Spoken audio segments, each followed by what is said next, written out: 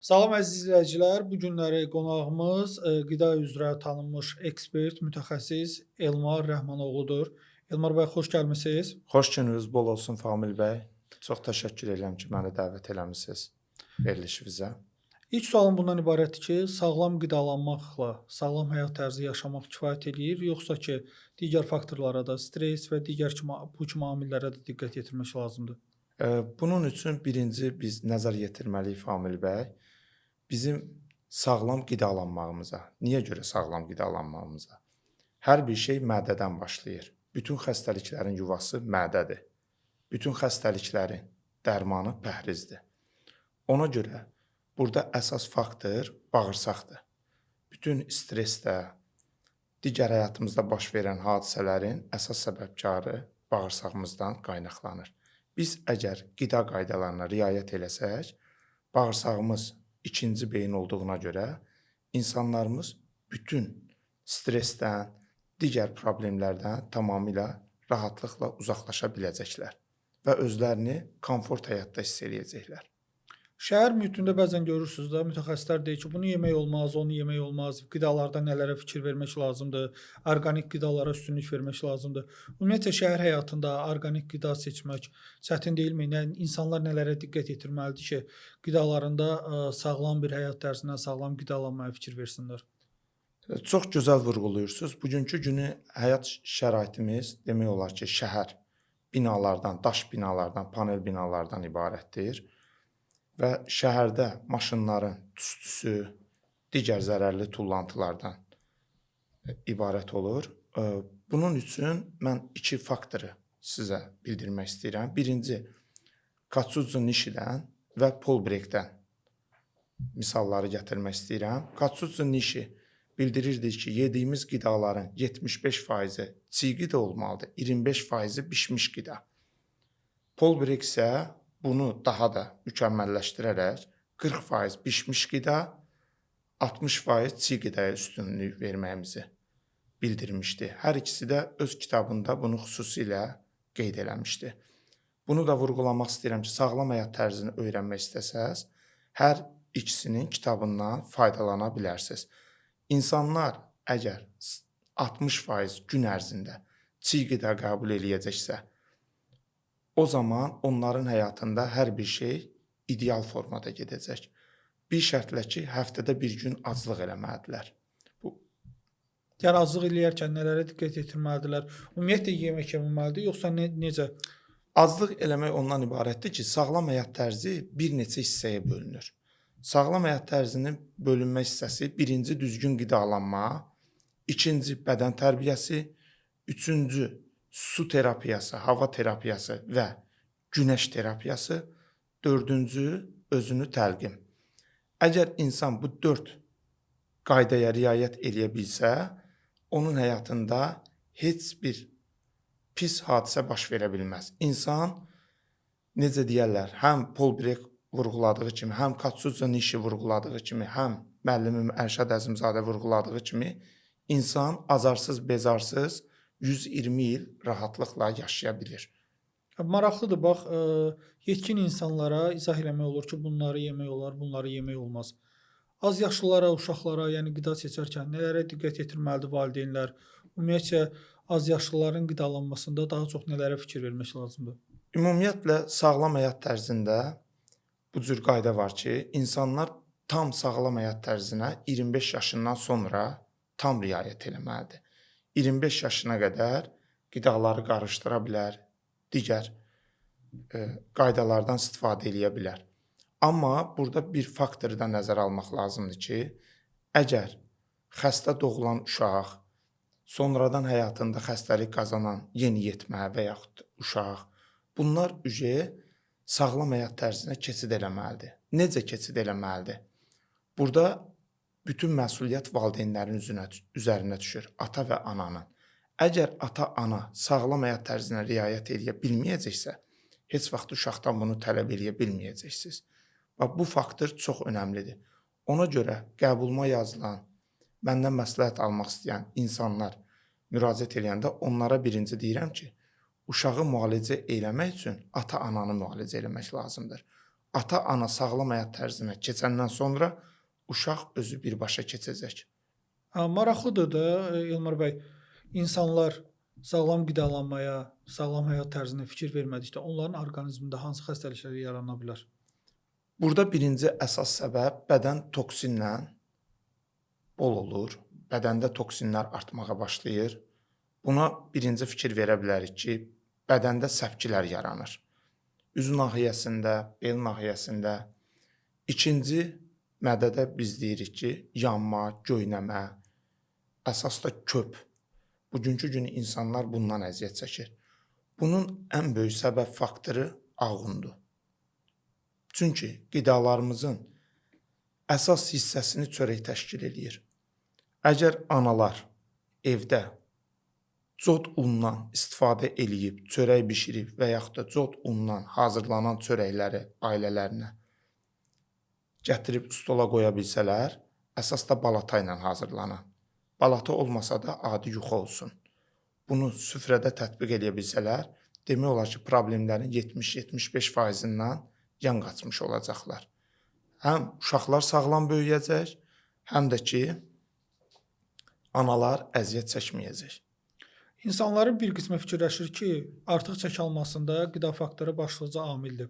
Siz necə düşünürsünüz? İnsanlar artıq çəkidən əziyyət çəkməmək üçün əməliyyata üst tutmalıdırlar və yaxud da ki, alternativ hər hansısa bir üsula əl atmalıdırlar? Bu əslində bugün üçün çox gözəl bir sualdır və bu sualın üstündə ona görə dayanmaq istəyirdim ki, insanlar qida qaydasına riayət eləməlidirlər. Əgər insanlar qida qaydasına riayət eləməsələr, bu bədənlərində baş verən köklükdən, problemlərdən yaxa qutara bilməyəcəklər. Qida qaydalarının əsasən bir neçə hissəyə bölünür. Bu barədə biraz geniş izah vermək istəyirəm ki, tamaşaçılar da buna əsas riayət eləsinlər. Onlar birinci götürürlər bir dəftər, dəftərin hər vərəqini 2 hissəyə bölürlər və üstdən yazırlar. Meyvələr, tərəvəzlər, ət məhsulları, dənli bitkilər, onları da çeşidlərə ayırırlar. Məsələn, meyvə yazandan sonra altından yazırlar hansı meyvələr var. Ondan sonra meyvələr 3 qrupa bölünür. Şirin meyvələr, turş meyvələr və kəmşirin meyvələr.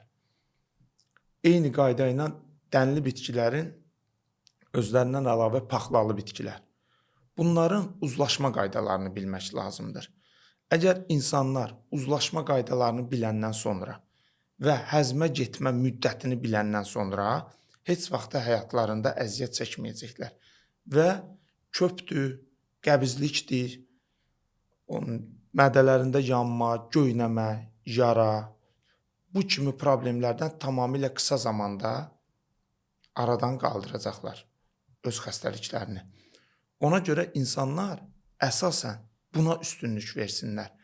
Qidaları bir cür yesinlər. Hansı qida hansınla uzlaşır? Mən əsas bir misalı çəkmək istəyirəm. Ümumiyyətlə tərəvəzlər bütün qidalarla uzlaşır, tək bir meyvə ilə başqa. Ona görə yemək vaxtı bir cür qidaya üstünlük verib və bolluca tərəvəz salatına üstünlük versinlər. Bu zaman bədəndə yaxşı həzmə gedəcək. Amma biz qidanı qarışdırmaqla heç bir nəticə əldə edə bilməyəcəyik. Səbəb də nədir? Yediyimiz qidalar mədəyə düşəcək. Mədədə bizim bədənimizdə 2 mühit olduğuna görə turşu qələvi mühit hər qidaya görə dəyişir. O şirələrin axması nəticəsində qida çürüyəcək. Qida çürüyəndən sonra bağırsaqda toksin qana daşınacaq, qanla da orqanizmə daşınır. Bunun nəticəsində qəbizlik, təzyiq, şəkər, qaraciyər piylənməsi ən birinci bugünkü gün aktual olan mövzular və bunlardan da heç vaxtı yaxa qurtarmaq olmayacaq. Əksinə, hər dəfə insanlar müalicə aldıqca daha da görəcəklər ki, geriyə gedirlər. Birinci buna riayət eləməlidirlər. Elmar bəy, bu maraqlıdır. Şəkər xəstəliyindən danışdınız. İnsanları düşündürən bir sual var da. Şəkər xəstəliyindən və yaxud da ki, təzyiqdən bir dəfəmlik azad olmaq olarmı? Bəli, azad olmaq olur. Tam azad olmaq olur. Şəkər xəstələri ümumiyyətlə şəkər xəstəliyindən azad olmaq üçün çiğ qidalara üstünlük verməlidir. ümumiyyətlə onların rasionunda bişmiş qida olmalı deyil. Əsasən də bu gedir birinci tip şəkər xəstələrinə. Hansılar ki, gün ərzində 2 dəfə, 3 dəfə, 5 dəfə insulindən istifadə edirlər. İkinci bir tərəfdən aralıqlı oruz eləməlidir. Biz deyirik aralıqlı su diyeti. Məsələn, şəkər xəstələri birinci başlamalıdır. 4 saat, 6 saat, 8 saat, 12 saat və 24 saatlıq aclıqlara keçirilməlidir. Bu birdən-birə baş vermir, etaplı şəkildə olmalıdır, mərhələli şəkildə. İkinci bir tərəfdən şəkər xəstələrinin üçün ən gözəl buradan tərəvəz şirəsi deyəcəm, onu hər gün qəbul eləsələr, belə deyim də, bədənlərində rahatlıqla insulin əldə eləmiş olacaq. Bunun üçün 300 qram kök şirəsi götürürlər, 150 qram lobya şirəsi götürürlər, hal-hazırda mövsümi sezonudur və 150 qram adi bildiyimiz kələm. Hər gün bu yarım litr tərəvəz 600 qram tərəvəz şirəsini qəbul eləsinlər. Tərəvəz şirəsinin üstünlük tərəfi də ondan ibarət ki, yemək vaxtı rahatlıqla qəbul eləmək olur. Heç bir problem yaratmır insana. Bir də əsas onu vurğulamaq istəyirəm ki, insanlarımız şəkər xəstəliyindən əziyyət çəkən insanların əsas prosesi ondan ibarətdir ki, və yaxud da şəkər xəstəliyinə tutulacaq insanların əsas problemi ondan ibarətdir ki, yemək vaxtı su içirlər, su və yaxud da ki, qazlı içkilərdən istifadə edirlər. Bunlar tamamilə yanlışdır.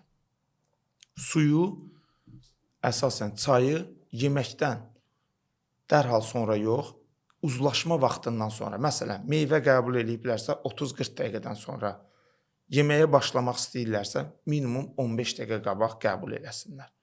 Buna riayət eləsələr, mütləq bu problemlərdən azad olacaqlar. Bayaqları danışığınızda həzm sistemindən, mədən funksiyalarından danışdınız. Maraqlıdır, bax, insanların bir qismi bəzən artıq çəkidən əziyyət çəkdiyi üçün üst tuturlar mədə kiçiltmə əməliyyatına. Bunun insan orqanizmi üçün hər hansısa bir fəsadı və yaxud da ki, hər hansısa bir sonradan problemi əmələ gələ bilərmi? Əlbəttə əmələ gəlir. Əmələ gələ bilər yox, əmələ də gəlir. Həmin insanlar öz həyatında bunu hər zaman hiss edirlər. Hansılar ki, əməliyyata gediblər. Bəzi insanlar isə əməliyyatdan sonra ümumiyyətlə böyük bir problemlərlə qarşılaşırlar. Bunun üçün sağlam həyat tərzi. İnsanlar 2 aya, köklükdən əziyyət çəkən insanlar 2 aya 15 kilodan 25 kiloya rahatlıqla çəki verə bilərlər. Sağlam həyat tərzinə riayət eləməklə. Onlara mədə kiçiltmə əməliyyatına ehtiyac yoxdur.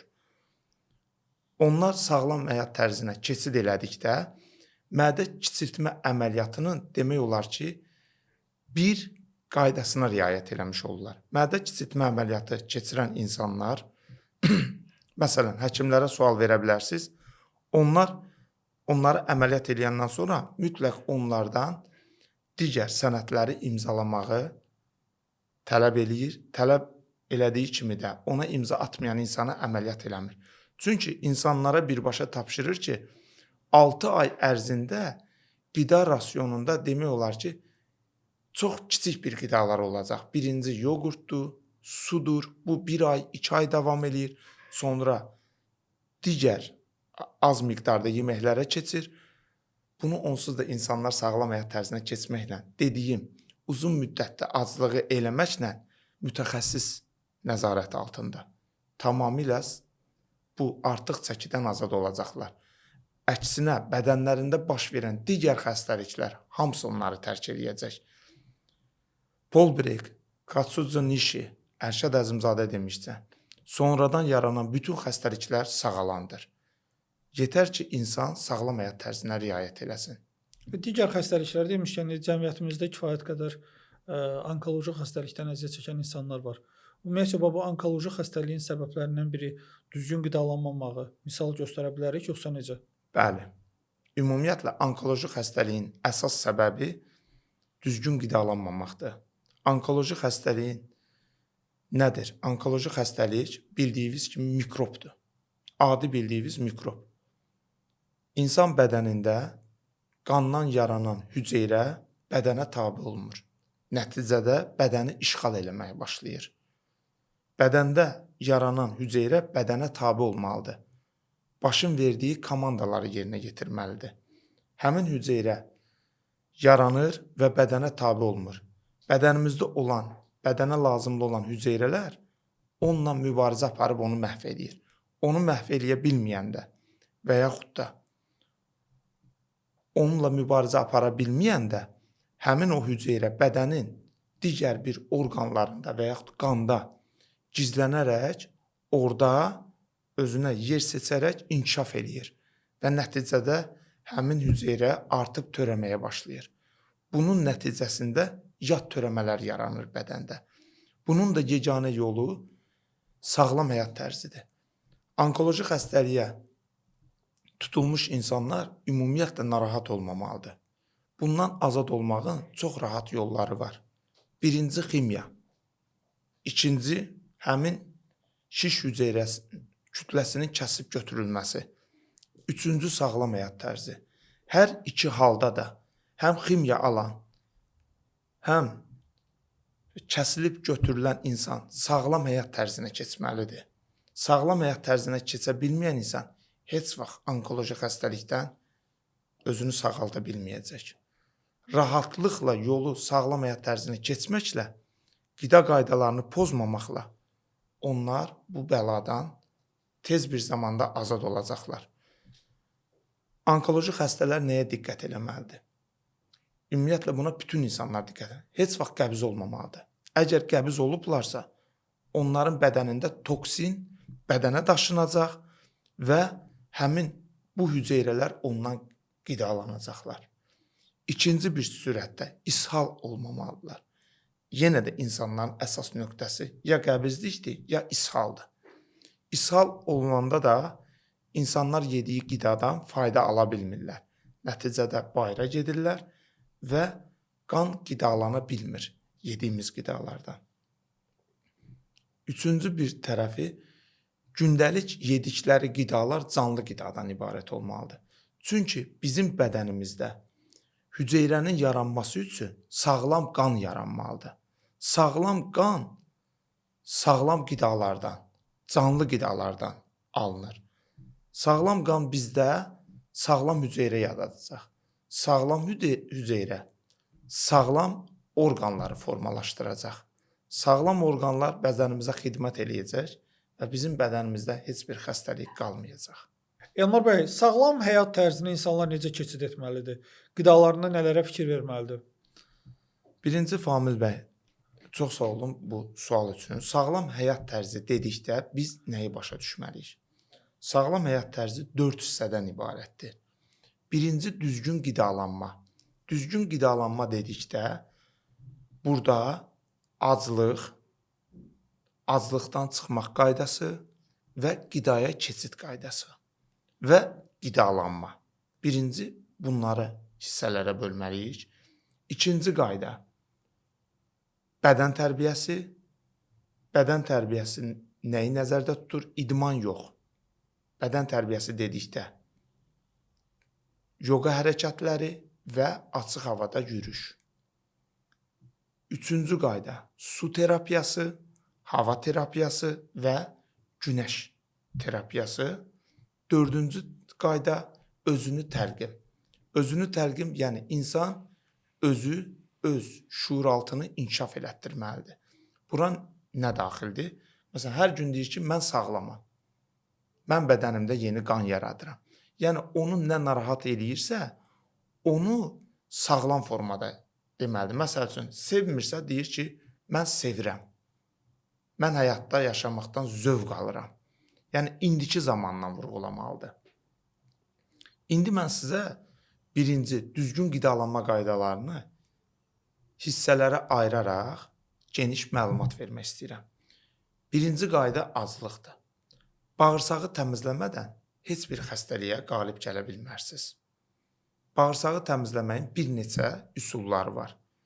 Birinci, maqnezium sulfat duzunu istifadə eləməklə, ikinci, imalə eləməklə.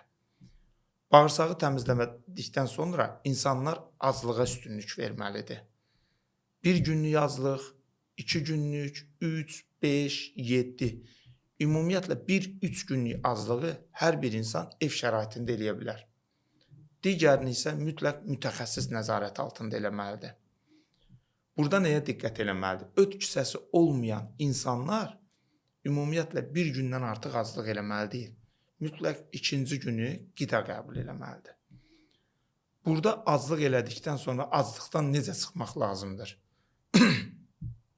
Azlıqdan çıxmaq qaydası mütləq meyvə tərəvəz şirəsindən. Gün ərzində litr yarım, 2 litr, 3 litr çəkidən asılı olaraq meyvə şirəsi çəkilir və buna su qatılır. İnsan öz çəkisinə görə litr yarım, 2 litr su qatmaqla bunu gün ərzində qəbul eləyərək azlıqdan çıxır. Azlıq elədikdən sonra dərhal yemək yemək olmaz. Niyə görə? Çünki mədə divarı yükə düşəcək. Mədə divarı yükə düşməklə yara, səpki və orada da bakteriyalar toplaşacaq, insan diskomfort olacaq. Azlıqdan çıxdıqdan sonra mütləq tərəvəz salatına şirəni qəbul elədi.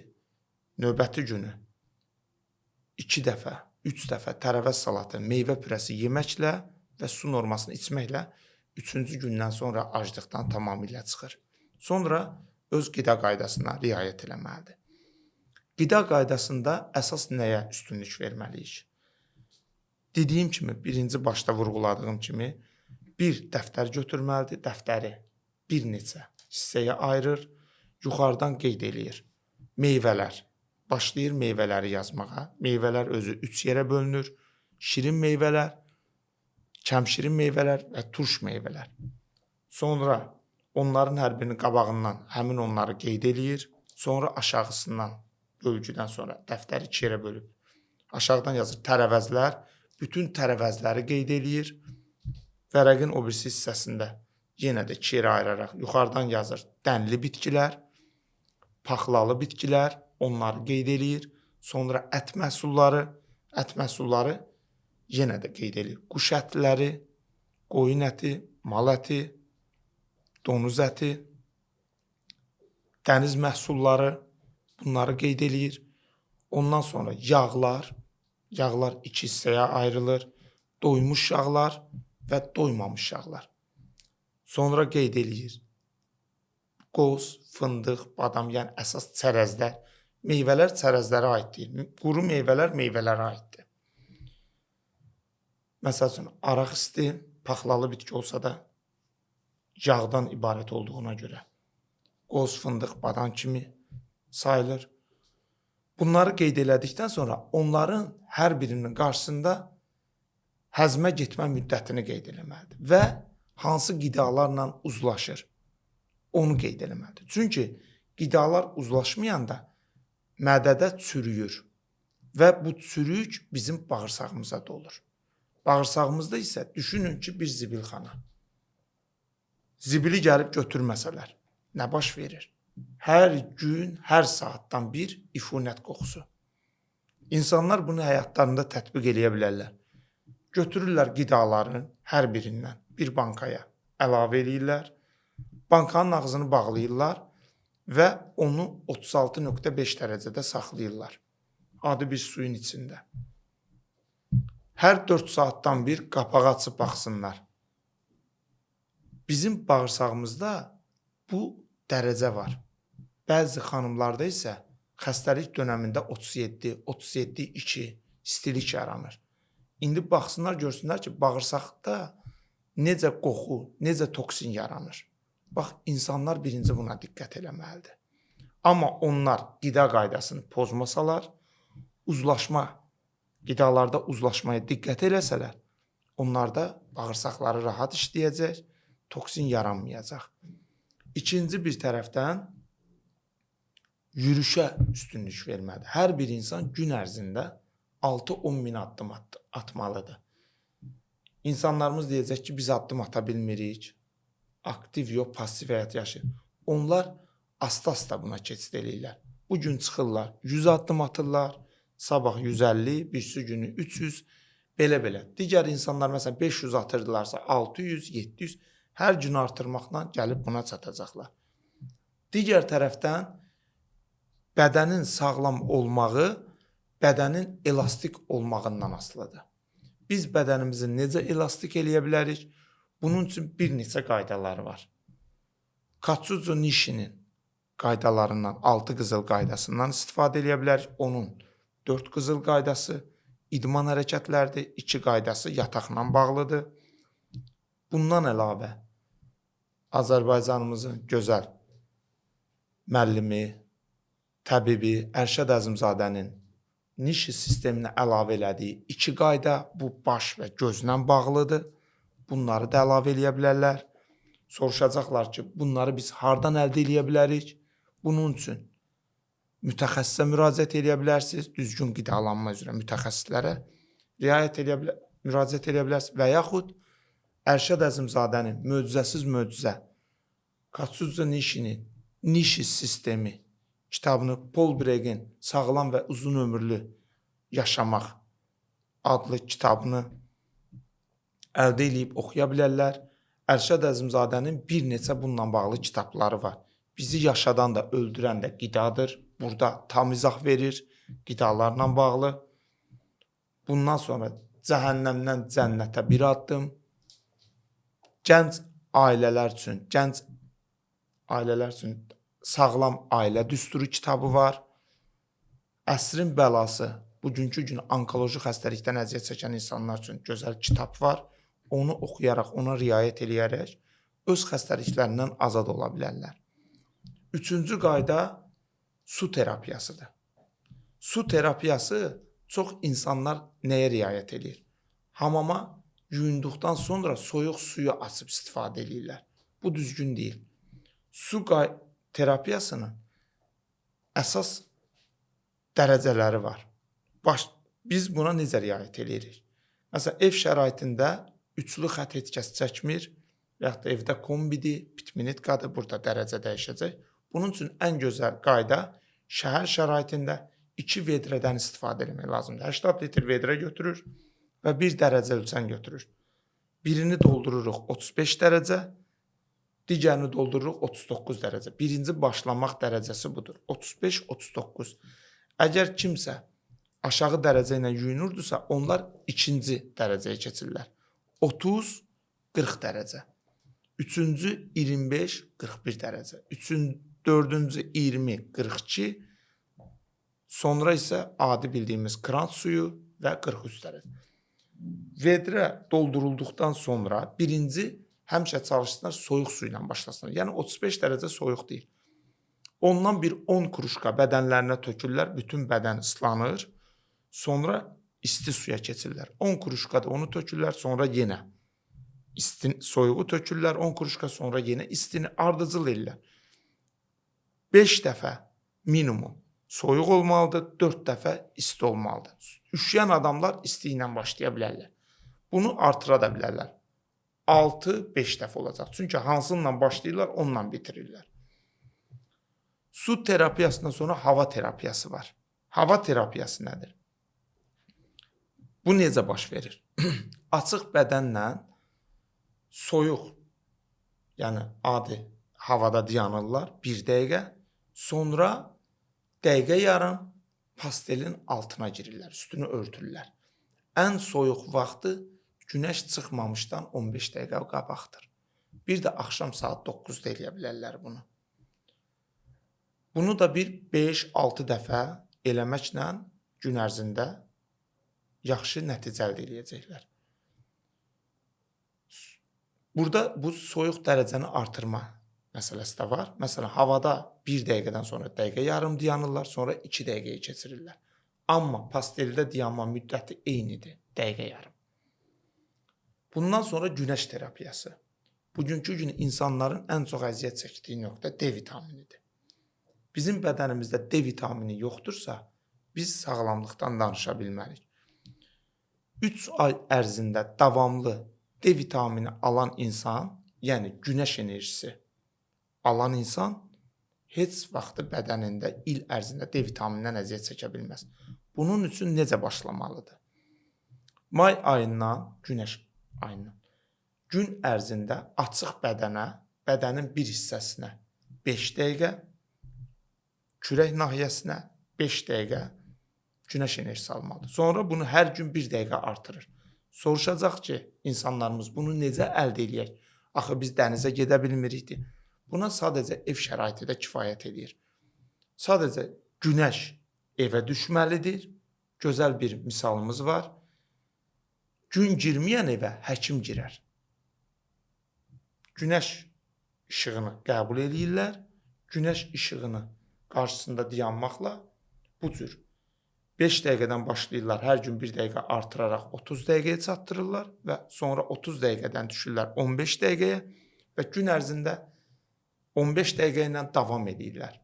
3-4 ay aldıqdan sonra onların il boyu bədənində D vitamini normada olacaq. Digər tərəfdən D vitaminini almaq üçün günəş şüasından ən gözəl vaxtı səhər saat 9-a qədərdir. Axşam 5-dən sonra.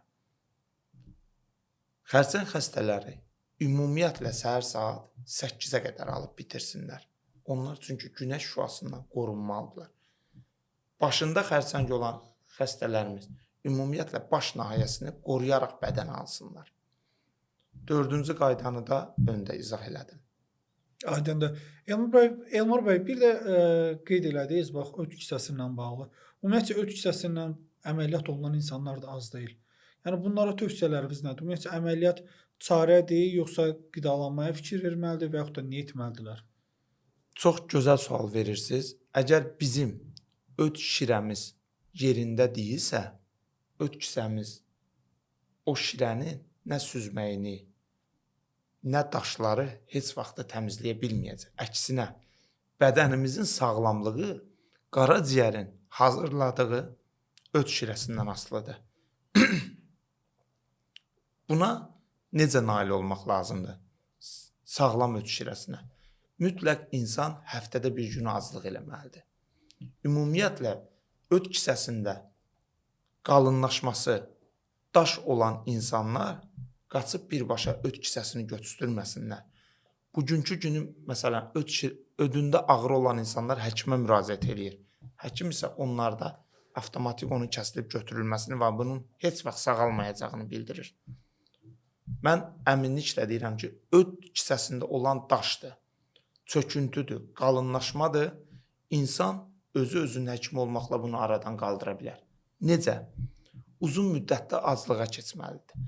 Uzun müddət aclıqdan sonra gün ərzində 2 litr limon, qreyfurt, portağal, alma şirəsi qəbul eləməklə öd kisəsində olan daşları parçalayacaq, qum halına gələcək və bədəndən xaric olacaq. Onların bədənində olan ödəm, şişkinlik tamamilə çəkiləcək. İnsan özünün həkim olmasa, heç vaxt özünü sağalda bilməz. Bütün xəstəliklərin yuvası mədədir. Bütün xəstəliklərin dərmanı pəhrizdir. Bugünkü günü insanların ən çox düşünülən sualı aclıqdır. Aclıqdan qorxmayın. Aclıq bədəni xəstəliklərini sağaltmır. Aclıq bədənin bütün yükünü götürür. Necə ki, bizim bədənimizdə yığılan bağırsaqda başlayır bu selik. Bağırsaqdan başlayaraq mədə və ağciyərlərə keçir. İnsanların əsas nöqtəsi bugünkü günə əziyyət çəkdiyi nöqtə nədir? Allergiya. Bax, allergiyanın yaranma səbəbi budur. Allergiyadan 100% sağala bilirlər. Artıq çəkidən 100% azad ola bilirlər. Öd daşlarından 100% azad ola bilirlər. Necə? Özlərinin həkimi olaraq. İnsan sağlam həyat tərzinə keçəndən sonra sonradan yaranan bütün xəstəlikləri bədənindən azad eləyəcək. Məsələn, bugünkü gün insanlarımız nədən əziyyət çəkir? Onurğa sütunundan, yırtıqdan, tromblardan. Sağlam həyat tərzi ürək-qan damar sistemini, Katsuzo Nishi başda vurğuladım. Qan damar sistemi tamamilə açmış olacaqlar. 95% tutulmuş qan damar sistemi tamamilə açılır. Bu bir günə yox, 3 günə yox. 12-14 aya başa gəlir. Sağlam həyat tərzinə tam riayət etmək lazımdır. Köhnə vərdişlərdən əl çəkmək lazımdır.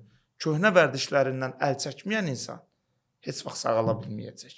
Elmar bəy, dəyərli məsləhətləriniz üçün, dəyərli fikirləriniz üçün sizə öz təşəkkürümüzü bildiririk. Çox sağ olun. Minnətdarıq.